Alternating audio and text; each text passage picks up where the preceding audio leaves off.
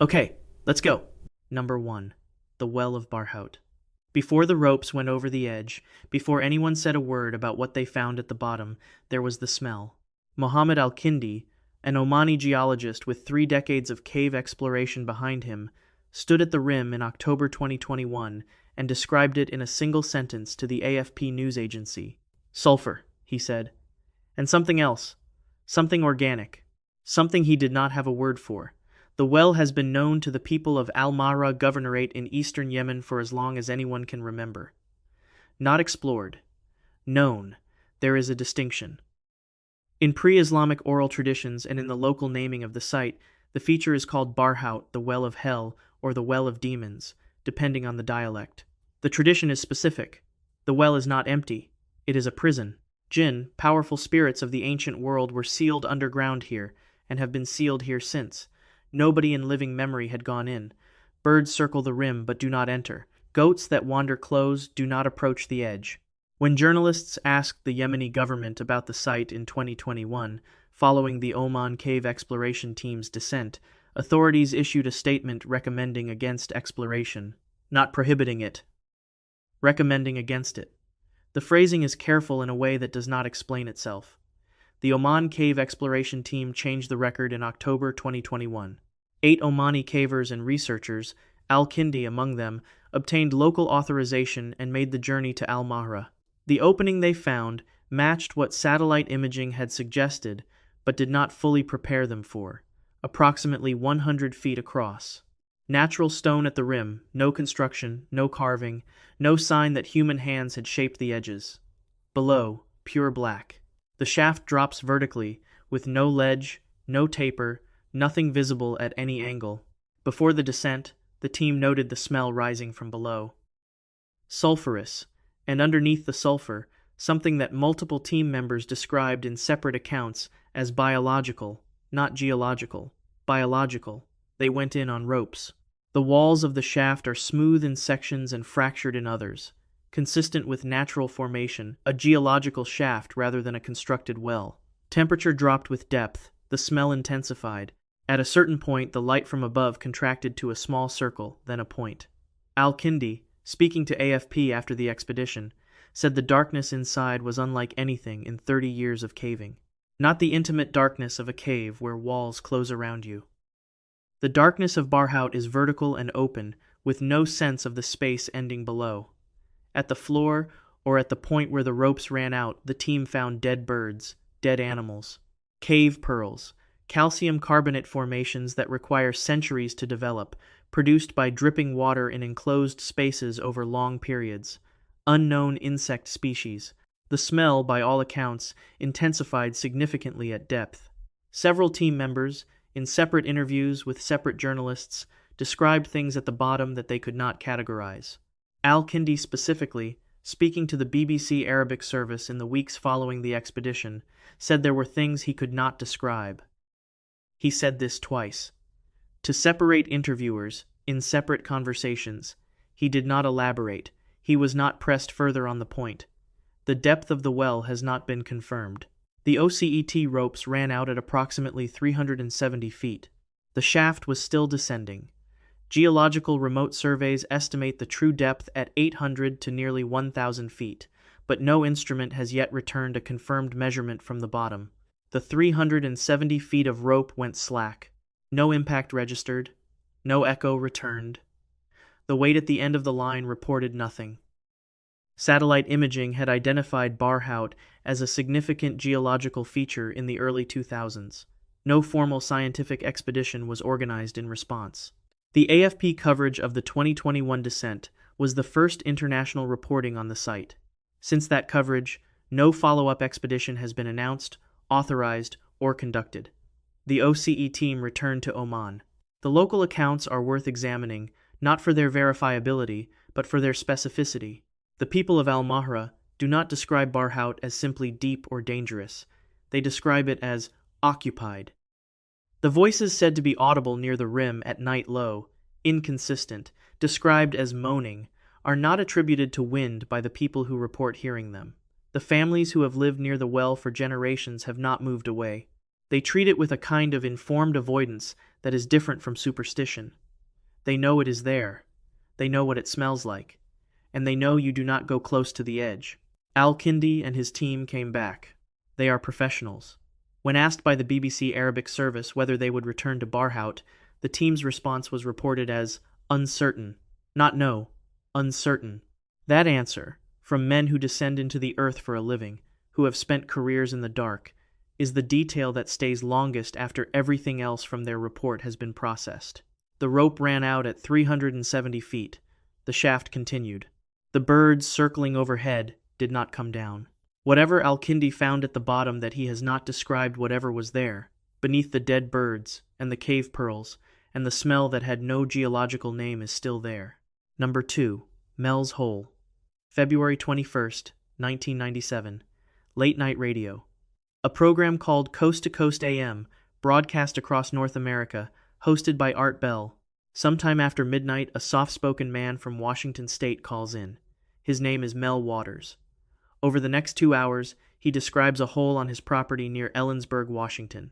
What he describes will generate more searches, more expeditions, more failed investigations, and more unanswered questions than almost any other mystery in American folklore. The strangest part is not the hole. It is what happened after he talked about it. Waters described his property as several wooded rural acres outside Ellensburg, in Kittitas County.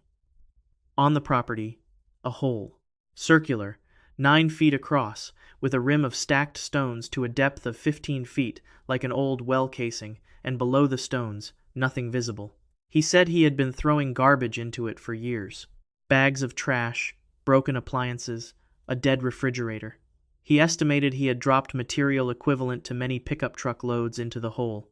It never filled. The surface of the opening never rose. Each time he looked, the hole was exactly as it had been. He decided to measure it. He purchased fishing line commercial grade, sold on large spools, and lowered it, weighted, into the shaft. When the first spool ran out, he connected a second. Then more. He counted as the line went. The line descended for 80,000 feet without hitting bottom. 80,000 feet, 15 miles. The line went into the earth for 15 miles and registered nothing, no resistance, no impact. When he pulled it back, the weight showed no debris, no moisture, no soil, as if it had passed through air. Waters called in twice more, February 28, 1997, and again in September 2002, and described other events. A neighbor's dog died. The neighbor walked near the hole in grief. The dog appeared beside him, alive, but with different eyes than before. A man who had dropped the body of a dead sheep into the hole reported seeing that sheep emerge from it, living, altered in some way the man could not specify. Birds refused to fly over the opening. In winter, snow melted in a ring around the rim regardless of temperature. The hole was warm. Then, Waters said, the government came. Agents he did not know which agency contacted him. They offered to buy the property. He accepted, relocated to Australia, then to Nevada, according to later broadcasts. And Mel Waters, whose voice had gone out over millions of radios describing 15 miles of fishing line going nowhere, was not heard from in any verifiable public context again. The mainstream explanation is straightforward. Waters was a skilled storyteller, and the coast-to-coast AM format was the ideal venue for a compelling fiction. No property records in Kittitas County match a landowner named Mel Waters. The Ellensburg Daily Record found no coverage of a mysterious hole. No neighbor corroborated the accounts. No government land acquisition in the described area has been traced to this event. The hole almost certainly does not exist. Waters almost certainly fabricated the story 3 separate times across 5 years. But the mathematics of the debunking do not work as cleanly as the debunkers suggest. Absence of property records does not disprove a rural property held under a different name. The relevant area abuts Bureau of Land Management, land federal parcels that could be quietly acquired through existing administrative frameworks without generating press coverage. Waters described the government contact before there was any reason to invent it. At the time of the first broadcast, the hole had not yet attracted attention. If you were fabricating a story for attention, the government buying your property would be the first thing you invented, not the sequel. Art Bell, who hosted all 3 broadcasts, maintained until his death in 2018 that Waters was a genuine caller. The tapes exist. They are archived. Waters' voice across 3 broadcasts is calm, specific, and consistent in its detail. He does not sound like someone performing. He sounds like someone who has lived with something strange for a long time and is finally saying it out loud. No one has found Mel Waters. No one has found the hole. No government record confirms a land acquisition. No journalist has produced a photograph, a deed, a neighbor, a property line. The negative evidence proves nothing. The positive evidence proves nothing either. What remains is a voice in an archive, describing 15 miles of nothing at the end of a fishing line, and the question of whether the thing that made that line go slack was the bottom of a very strange hole, or the precise limit of what anyone was prepared to verify. Number 3. Xiaozhai Tiankeng. The year is 1994. A team of Chinese and British cavers is suspended on ropes above the largest natural shaft on Earth. Clouds are forming inside the hole below them, not mist, clouds. The kind with defined edges, moving laterally, the kind you see from airplane windows above storm systems. They are forming inside the pit because the pit is large enough to generate its own weather. The team descends anyway. They are the first humans to reach the bottom. What they find there has been growing in isolation for longer than anyone has calculated with precision. The name translates as Heavenly Pit Tiankeng, being the Chinese geological designation for a specific type of shaft formed by the collapse of an underground cave ceiling. Xiaozhai is located in Fengji County, Chongqing Municipality, in the karst plateau of southern China. Its dimensions have been confirmed by multiple surveys since 1994. The pit is about 2,000 feet long at its widest surface dimension, 1,760 feet wide, and 2,170 feet deep, the deepest known Tiankeng on Earth, with no other example within 500 feet of that depth. The shaft has 2 sections, an upper pit, about 1,050 feet deep to a sloped ledge, and a lower pit continuing an additional 1,120 feet from that ledge to the floor. The walls are near vertical throughout. The temperature at the bottom is measurably warmer than at the rim. The humidity is different. The air circulation is different. And the clouds, documented by every expedition since 1994, continue to form inside the pit on their own schedule, independent of weather at the surface. The floor has a river. Not a stream, a river, substantial and fast-moving, entering from a cave passage on one side of the pit floor and exiting through a cave passage on the other. The upstream source of that river has never been entered by any human team. The passage where the water enters the pit descends into the mountain and has not been followed. The downstream passage, where the water exits, has been traced far enough to establish that it connects eventually to the Pippa River drainage system, but the route through the mountain between the pit floor and that connection has not been mapped in its entirety. The water comes from somewhere underground. It goes somewhere underground. Both destinations remain open questions. At the bottom, enclosed by 2,170 feet of vertical stone and cut off from the surface world by the same depth that generates the clouds, the 1994 expedition found a subtropical forest. Dense canopy, large trees, undergrowth requiring warmth and moisture, both of which the pit provides through the microclimate created by its depth. Plant and insect species endemic to the pit found here, not found above the rim, not found elsewhere in China, were documented in biological surveys conducted in the 1990s and 2000s. Their genetic profiles are consistent with extended isolation. How long the forest floor has been sealed from the world above is not precisely known. The figure researchers use is a long time. The Chinese government incorporated the surrounding area into the Wulong Karst World Heritage Site. Tourism infrastructure exists at the rim.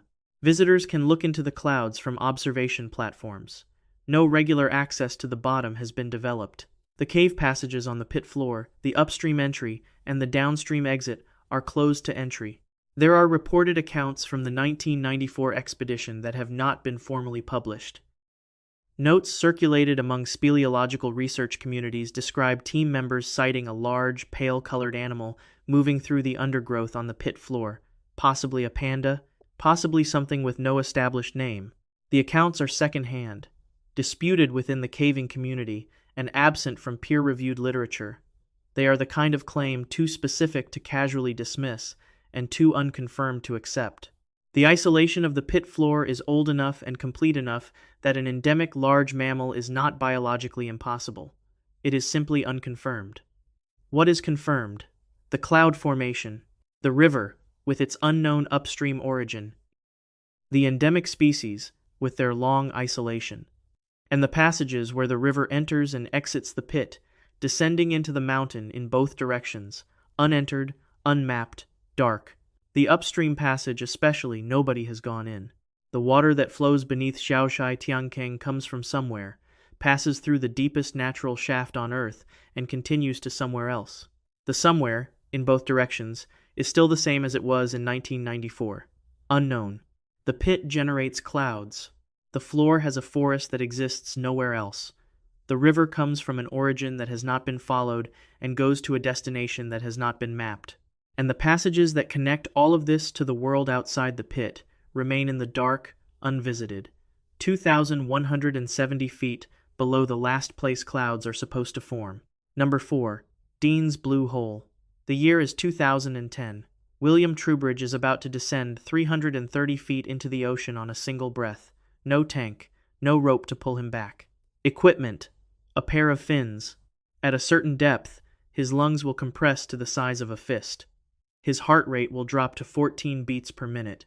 His spleen will contract and flood his bloodstream with oxygen-rich cells it holds in reserve for exactly this emergency. Clinically, he will be close to dead. He will then turn around and swim back. When he surfaces, he will have set the world free diving record. He will be fine. The diver whose record he is breaking went into the same hole, at a comparable depth, and did not surface. The hole is called Dean's Blue Hole. It is the deepest known saltwater blue hole on Earth. Its floor, at 660 feet, has never been extensively explored. Equipment sent to that depth has not always returned. Dean's Blue Hole is off Long Island in the Bahamas, inside a small sheltered bay where the surrounding water reaches a person's knees. You can wade to the edge. The water is clear enough to see 100 feet down without a mask. At the surface, the hole is about 80 feet across. Below 60 feet, it widens into a chamber approximately 330 feet across. The walls of that chamber descend to 660 feet. The floor at that depth has been confirmed by depth gauges. Its composition, whether it is solid sediment or connects to further passages, has not been mapped. Equipment sent to document it has failed in ways that dive teams describe without specifics. The physiology of deep free diving is understood well enough to be described precisely, and the precision is what makes it disturbing. Below 30 feet, the body achieves negative buoyancy and begins to sink without effort. At 100 feet, nitrogen narcosis begins, called rapture of the deep, which presents differently in different divers but consistently alters judgment, spatial awareness, and the capacity to make rational decisions. Below 160 feet, it intensifies. At 330 feet, Trubridge's lungs occupy roughly 1/6 of their surface volume. His heart beats 14 times per minute. His body is doing something extraordinary, redirecting blood from extremities to core organs, suppressing non-essential functions, going into a state that in any other context would require immediate medical intervention. He is aware of all of this. He continues descending. Experienced divers have reported losing spatial orientation between 260 and 330 feet in Dean's Blue Hole, not ordinary narcosis disorientation. A specific inability to determine which direction is up, reported by divers carrying dive computers, by divers with hundreds of logged deep dives, by people who know what narcosis feels like and are describing something in addition to it. One diver, interviewed during the filming of the Vertical Blue documentary in 2011, described the sensation at 300 feet as being inside something that does not want you to leave. He said this as a physical description, not a metaphor. The way someone would describe a current pulling sideways or pressure building in the ears, the hole has something at that depth that the physics of buoyancy and nitrogen chemistry do not entirely account for. The deaths are documented. Multiple free-diving fatalities have occurred at Dean's Blue Hole. The Vertical Blue competition was suspended in 2016 following a fatality during the event. The diver was experienced. The conditions were not exceptional. The investigation found no single cause. The working conclusion was nitrogen narcosis at depth combined with the specific water column behavior of the hole. It was not a conclusion that satisfied everyone involved. There are unusual current patterns reported between 260 and 330 feet experienced divers, noting lateral movement in the water column at depth that has no corresponding surface current, no obvious tidal explanation. The reports are consistent across multiple divers in multiple years. They are not consistent with what the oceanography of an enclosed saltwater shaft in a sheltered bay predicts. Something moves the water at that depth in that specific range, and the movement has not been measured in any published study of the site. The sediment floor at 660 feet has been reached by instruments. Camera footage exists from lowered equipment. The floor, in available footage, appears undisturbed layered sediment, no obvious structure. What connects to the walls of the lower chamber at that depth, whether passages exist beyond the documented floor, whether the 660-foot figure is a floor or a ledge, none of this has been documented in conditions where the documentation returned intact. What the hole is not, after 30 years of world record free dives and multiple documented fatalities and one annual competition that the best divers in the world fly in to attempt, is understood. The current anomaly between 260 and 330 feet, the spatial disorientation that experienced divers describe in terms that don't match standard narcosis. The floor, at 660 feet, with its undocumented walls and its equipment that doesn't always come back, and the specific way divers who have been very deep in Dean's Blue Hole describe the experience. Not as depth, not as darkness, but as something with an attitude toward the people inside it. Number 5. The Boiling Lake. In 1901, the Boiling Lake changed color. Before it drained, before the water vanished, before witnesses stood at the crater rim and looked at a dry floor for the first time in recorded history, the lake turned green. The colonial natural history record for Dominica notes the color change and moves past it without explanation. 2 weeks later, the lake was full again, boiling, back to its normal gray-blue. Where the water went, what refilled it, and what the dry floor revealed in those 2 weeks. None of this appears in sufficient detail in any document from 1901. The man who filed the official report wrote very deep about the exposed basin and proceeded to other matters. The color change happened again before the 2004 drain. A research team from the University of the West Indies was present. They documented the shift from gray-blue to green in the days before the water disappeared. They were evacuated. Increased sulfur dioxide and hydrogen sulfide emissions made the crater rim unsafe before the basin emptied, and so the bottom, accessible for the second time in recorded history, was not investigated. The lake refilled. The green faded. The chemistry that produced the color shift was not matched to any emission pattern in the monitoring data from those same days. The lake was doing something before both drain events that no instrument deployed at the time was designed to capture. The boiling lake sits inside a collapsed volcanic caldera in Morne Trois Pitons National Park, a UNESCO World Heritage Site in the interior highlands of Dominica. Reaching it requires a 3 to 4 hour hike through the Valley of Desolation, a landscape of bubbling mud pools, superheated vents, and ground that occasionally exhales without warning. The lake itself is approximately 200 feet wide. The surface temperature has been measured since British colonial naturalists first documented it in the 1870s. The range, 180 to nearly 197 degrees Fahrenheit at the measurable edges. The center boils continuously. No measurement has been taken from the center. Any instrument lowered into it has been destroyed before returning a reading. The depth of the lake has never been confirmed. The lake has not shared that number. The lake is not a lake in the standard sense. It is a flooded fumarole, a volcanic vent filled with water kept permanently near boiling by geothermal heat from below. The water does not have a visible inlet. It does not have a visible outlet.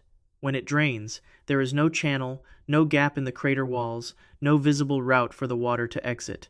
The water simply goes. The mechanism for this is described in geological literature as a function of changes in the underlying fumarolic system, pressure differentials, forcing water back into the vent, but the specific pathway has not been located. Where the water goes is not known. Where it returns from when the lake refills is not known.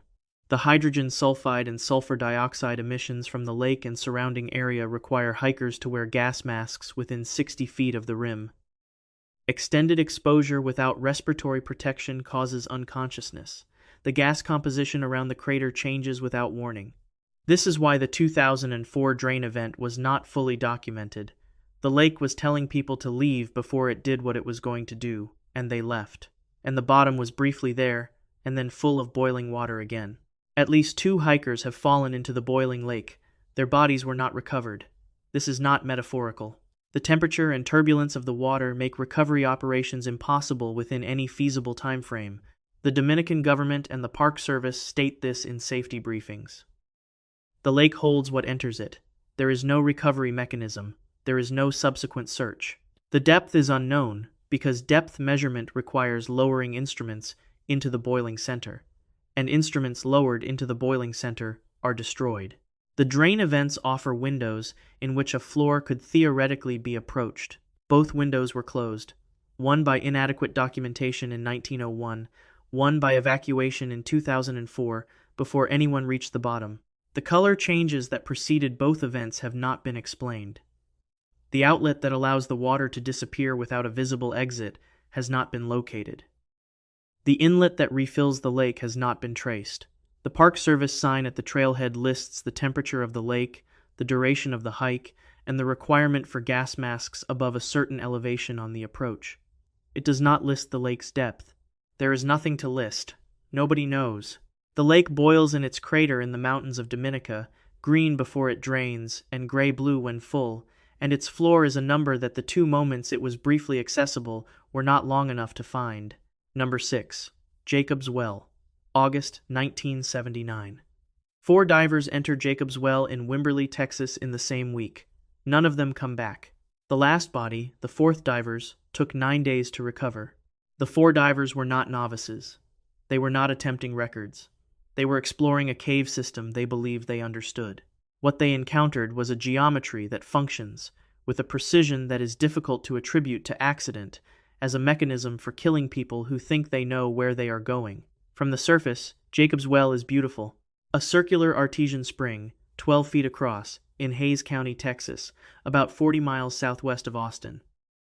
The water is cold and blue-green and clear, the kind of clarity that lets you see the bottom from 30 feet above without a mask. What appears to be the bottom, at roughly 30 feet below the surface, is the entrance to the cave system, a passage opening in the rock, accessible, visible, seemingly manageable. This impression that the cave opening at the bottom of the spring pool is the beginning of something navigable is the first thing Jacob's Well teaches a diver.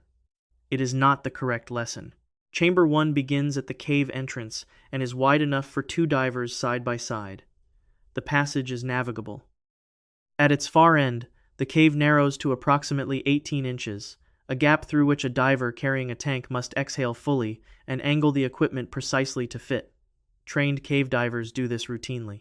Chamber 2, beyond the narrowing, is larger, dimly lit by the diver's equipment. The floor is sediment. The sediment is the first danger. It is extraordinarily fine, a consistency that responds to the smallest movement, rising in clouds instantly, completely. When visibility in Chamber 2 drops, it drops to 0 in seconds, not a gradual dimming, a total blackout. Divers trained in silt-out conditions manage it. Divers who panic move faster, which stirs more sediment, which produces more darkness. The cycle is fast, and the air supply is finite. Chamber 3 contains the false exit. This is the feature that separates Jacob's Well from simply dangerous. Inside Chamber 3, a passage rises at an angle. In the dark, with the diver's light hitting it from below, the combination of the angle, the direction, and the geometry of the surrounding space produces a consistent and powerful impression in the mind of a diver. This is up. This is the way out. Multiple divers have followed this passage. It rises, curves, and terminates in a sealed cavity. A diver who has followed the false exit in diminishing air, in 0 visibility from disturbed sediment, has turned in the wrong direction underground and hit a wall. Documented fatalities at Jacob's Well include deaths linked specifically to this feature. The cave does not make the false exit look like a dead end. It looks like salvation. Chamber 4, past a second narrowing beyond Chamber 3, is the least entered and least mapped section of the known system. The Texas Cave Diving Association's partial survey does not extend beyond what multiple certified divers have verified under controlled conditions. Beyond Chamber 4, the cave system continues. By how much, in what direction, whether it eventually connects to the broader Edwards Aquifer network underlying central Texas, is not fully known. The well is artesian, meaning it is fed by aquifer pressure rather than surface drainage. That pressure fluctuates with rainfall and aquifer levels. There are periods when the spring reverses water flowing into it rather than out of it, creating a current inside the cave that opposes ascent rather than facilitating it. A diver who planned their dive on surface conditions and encountered a reversal at depth faces a different cave than the one they entered. Jacob's Well does not announce this change. 11 divers have died in Jacob's Well since records began. The number is documented and widely cited. Inside Chamber 3, at depth, there is an air pocket. It has been entered and documented by divers who returned. The air in that pocket has never been tested. No instrument has come back from that chamber with an atmospheric sample intact. Whether the air is breathable, how old it is, whether it has been accumulating in that sealed space for decades or centuries, is unknown. The cave below Chamber 4 is unknown. The connection to the Edwards Aquifer is unmapped. The air pocket's composition is untested. The false exit sits where it sits, at the angle it sits at, in the dark. From the surface, the water is still crystal clear. The cave entrance is still visible from 30 feet up. It still looks like somewhere a person could go and return from safely. 11 people have tested that impression. The impression was wrong, 11 times. Number 7. The Kipuk Kai sinkhole. In 2009, a local diver named Don Shearer entered a coastal sinkhole on the private southern shore of Kauai, Hawaii. Shearer was not a tourist. He had been diving these waters for years. He knew the coastline. He knew this specific sinkhole, a collapsed lava tube where ocean water pushes in and out through connections to the sea, the way an experienced diver knows a familiar sight, its currents, its chambers, its personality. He entered on what his accounts describe as a routine dive. He did not come back. 3 days later, a recovery team found his body inside the sinkhole. They found it in an interior chamber enclosed, accessible only through the cave system, separated from the entrance by passages that the sinkhole's documented history at that point did not indicate had been mapped or formally entered by any previous team. The recovery team went to that chamber directly. They did not search randomly. They knew where to look. This is the question the public record has not answered. How? The Kipuk Kai area sits on Kauai's southern coast, on several thousand acres of private land belonging to Kipu Ranch, a working cattle ranch with a history stretching to the late 19th century. Coastal access requires ranch permission. The sinkhole sits within that private boundary, the question of which dive teams, research operations, or government agencies had conducted surveys of the interior cave system before 2009 surveys that would explain the recovery team's knowledge of an interior chamber has not been answered in any public document. The Honolulu Star-Advertiser and the Garden Island newspaper both covered Shearer's death. Neither publication reported a previous known interior map of the system. Neither publication asked, in their coverage, how the recovery team located the specific chamber. The Kipuk Kai sinkhole is a lava tube collapsed the roof of a volcanic tunnel, giving way and opening a shaft that connects to ocean cave passages beneath. The geology of Kauai's southern coast includes extensive submerged lava tube networks. The specific system at Kipuk Kai, according to accounts from local divers who entered it before the post-2009 closure, included large interior chambers, sections where the ceiling was above water level creating air pockets, and passages of uncertain extent connecting inward from the ocean entry. Water temperatures in certain interior chambers were reported as warmer than the surrounding ocean, consistent with freshwater input from the island's aquifer, and also consistent with a cave system more extensive underground than its surface entrance suggests. The State Historic Preservation Division of Hawaii has documented significant native Hawaiian cultural sites in the Kipuk Kai area. The coastline was used for fishing, agricultural systems, and ritual practice. The tradition of certain coastal and subterranean features being kapu forbidden, set apart, not to be entered, is consistent with Hawaiian cultural practice across the islands. Whether the Kipuk Kai sinkhole carries any formal designation of this kind has not been confirmed in any publicly available document. The proximity of the site to documented sacred resources is in the record. After Shearer's death, Kipu Ranch and Kauai County jointly posted the sinkhole as permanently closed to entry. The closure came quickly faster, several members of the local dive community noted in Garden Island coverage, than comparable site closures following comparable incidents elsewhere in Hawaii.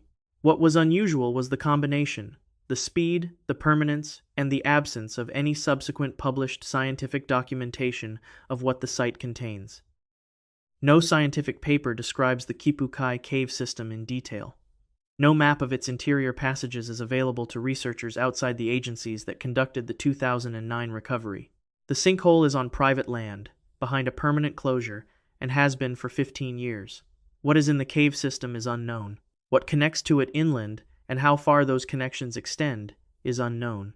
The recovery team went directly to an interior chamber that no public document confirms was previously mapped. The site was permanently closed within days of the recovery.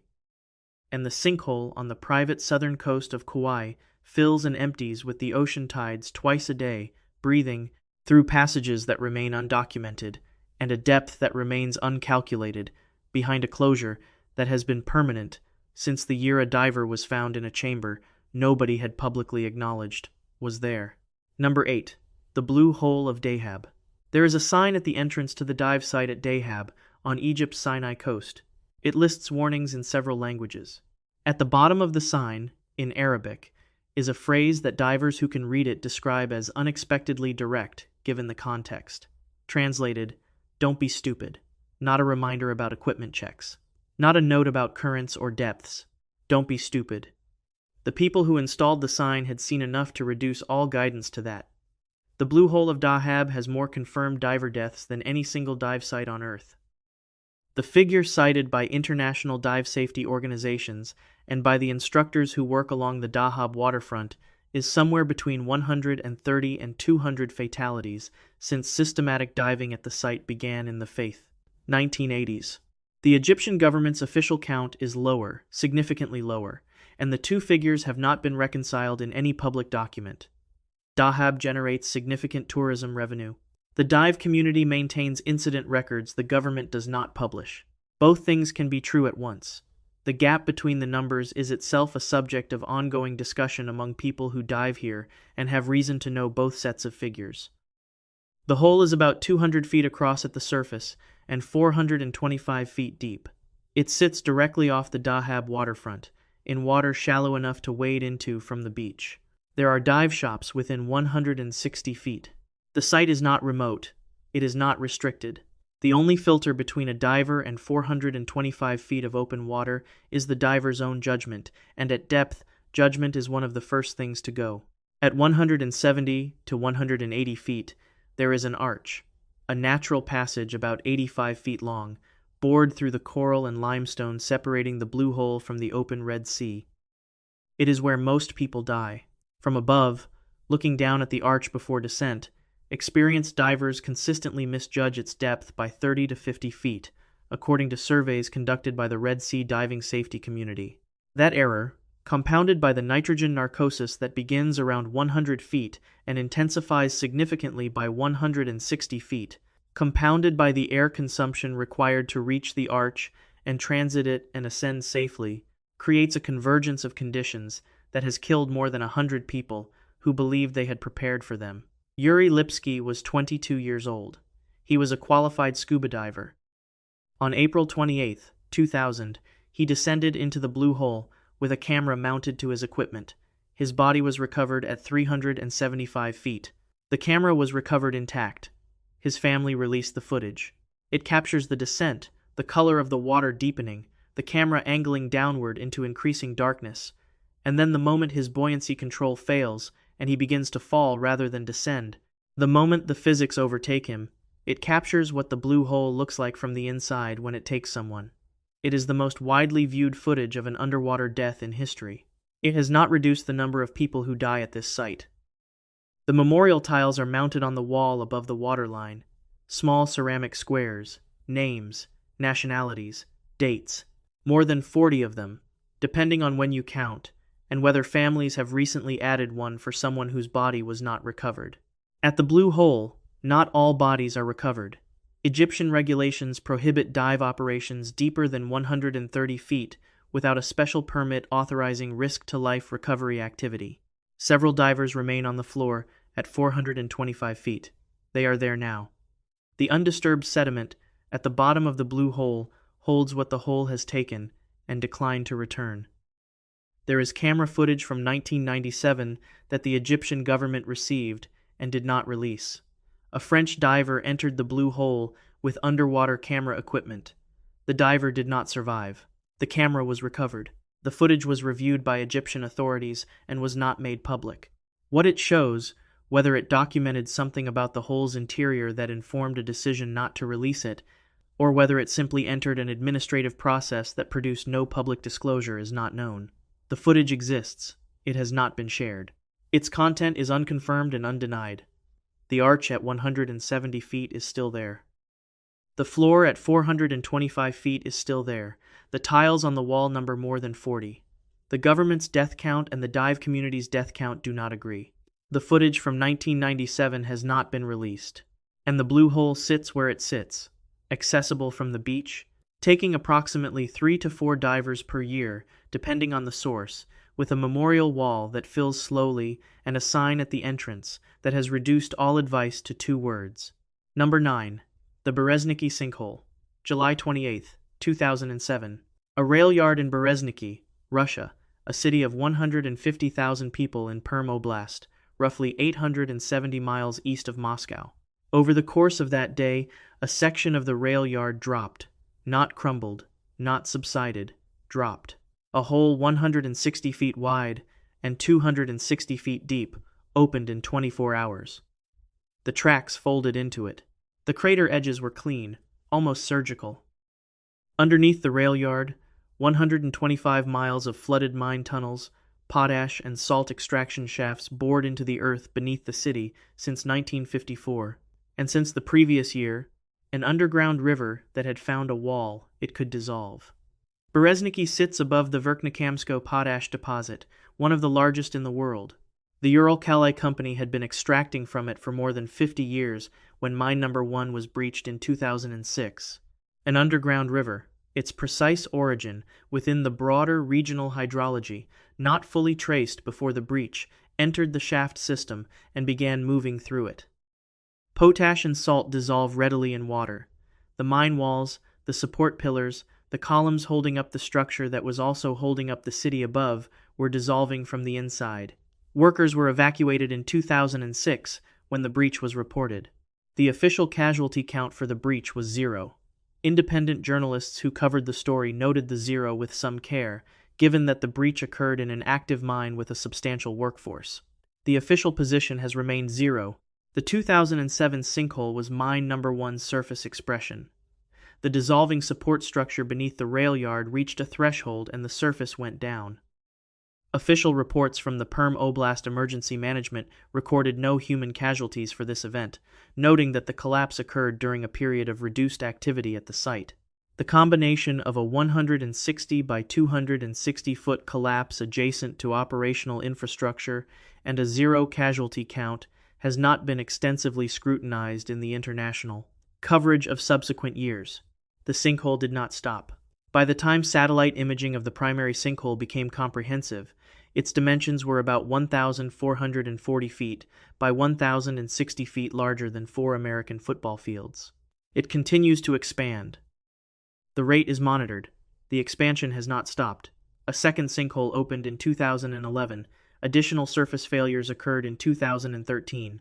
More than 11,000 residents were relocated from neighborhoods above the compromised mine network. A section of Berezniki was abandoned because the ground beneath it had become something other than ground. Here is the depth problem. When the mine shafts flooded, the flooded sections became underground sinkholes in waiting wherever dissolution was fastest.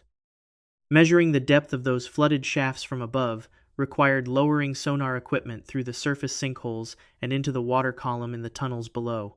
In at least one documented attempt described in geological monitoring reports from Perm State University, the sonar array reached a confirmed measurement of 920 feet before the measurement ended. Not before the shaft ended, before the measurement did.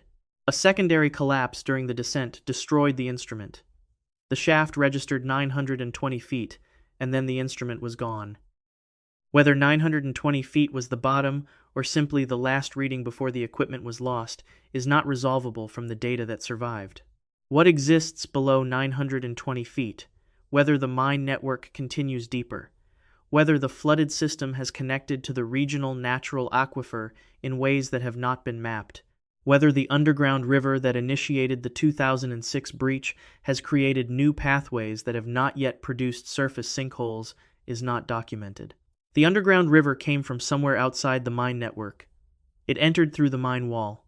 It went somewhere after that. The somewhere produced a rail yard disappearing in one day and a city continuing to subside in monitored increments. The Russian government's official position: the engineering response is adequate, monitoring is ongoing, the situation is under control. BBC and Reuters coverage from 2007 through 2020 presents a more conditional picture. The sinkholes are larger than initially reported. The expansion has continued longer than initially projected. The phrase "under control" may apply to specific remediation measures. In the geological sense, the sense in which an underground river with an untraced source is moving through a dissolving 125-mile mine network beneath an inhabited city, having destroyed the equipment sent to measure the depth, the phrase does less work. The city is still there. People live in it. The primary sinkhole is about 1,440 feet across and still expanding. The instrument that tried to measure the bottom of the flooded shafts returned 920 feet before a collapse destroyed it. The underground river is still somewhere underground. The rail yard is gone. The tracks are 260 feet below where they were on July 27, 2007. The city above is still standing, for now. Number 10, Red Lake. Somewhere in the 15th century, according to accounts written down 300 years after the event, a village stood in the Imotski area of what is now the Dalmatian hinterland of Croatia. The earth opened. The village was swallowed. What exists at that location today is a lake blue-green, impossibly saturated, the color of something painted rather than formed, sitting at the floor of a crater whose vertical walls drop 790 feet from the rim to the water surface. Below the water surface, two separate surveys have measured the depth. They return numbers that differ by about 800 feet. Nobody has conducted a third. The lake is called Crveno Jezero Red Lake for the color of the limestone walls, red-veined, rust-toned in certain light, a vertical cliff face that drops more than 790 feet before reaching the water. It sits in the Imotski municipality, inland from the Adriatic coast, in the karst plateau of Dalmatia. The entire landscape here is karst limestone dissolved by water over millions of years into a geography of sinkholes, caves, underground rivers, and collapsed chambers. Red Lake is the largest duline in Europe, and possibly the largest in the world. A doline is a sinkhole formed by the collapse of a cave ceiling. The cave was there first. The ceiling gave way in the 15th century, if the local tradition is approximately correct, or earlier, if it is not. In 1999, an Austrian speleological team conducted the first systematic measurement of the underwater section of the lake. Their instruments returned a depth of 920 feet below the water surface. Add the 790 feet of vertical cliff above the water, and the total depth from rim to floor is 1,709 feet, deeper than the Empire State Building is tall. The Austrian survey was conducted with the technology available at that time and has been treated as a credible baseline in the scientific literature. A subsequent Croatian-Italian expedition working from the mid-2000s forward conducted measurements using different equipment. Their figures, as published in Croatian speleological literature, returned depths of up to 1,700 feet below the water surface. Total depth from rim, up to 2,500 feet. A discrepancy of about 800 feet between two credible surveys of the same body of water. This discrepancy has not been resolved. No third survey has been completed. The two numbers coexist in the literature, neither withdrawn, neither confirmed as superseding the other. The fish, are the quieter mystery. Red Lake contains 3 endemic fish species found here and nowhere else on Earth. No other lake, no river, no connected water system carries them. Their genetics are consistent with long isolation. For a dewline formed by cave collapse, this raises a specific and unanswered question. How did fish get into Red Lake in the first place? If the lake was created when the cave ceiling fell, the water was in the cave before the collapse. Cave fish in permanent cave systems are common blind, depigmented, adapted to dark water over generations.